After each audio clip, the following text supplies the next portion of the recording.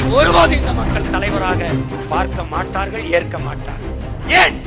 அவர்கள் என்னை தலைவனாகவே பார்க்க மாட்டார்கள். தன் மகனாக பார்ப்பார்கள், தன் பேரனாக பார்ப்பார்கள், தன் பிள்ளையாக, தன் மாமனாக, தன் சித்தப்பனாக, தன் பெரியப்பனாகத்தான் பார்ப்பார்கள், நேசிப்பார்கள். கண்ணாடி முன்னாடி நின்றால் அவர்கள் முகத்தில் என் முகம் தெரியும், என் குரல் அவர்களுக்கானது என்பது அவர்களுக்கு தெரியும். இந்த மகன் எனக்காக பேசுகிறான், என்னுடைய வலியை தன் மொழியிலே பேசுகிறான், எனக்கு இருந்த கோபத்தை அவன் ஆவேசமாக வெளிப்படுத்துகிறான். அப்படித்தான் என் மக்கள் நேசிப்பார்கள். ஏன்?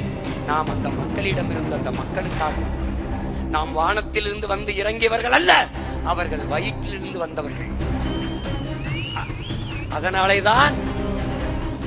அதனாலேதான் எந்த சமரசம் இல்லாமல் மக்களுக்காக, மக்களிடம் இருந்து அந்த மக்களுக்காக வந்த பிள்ளைகள் மக்களை நம்பி களத்திலே நிற்கும்.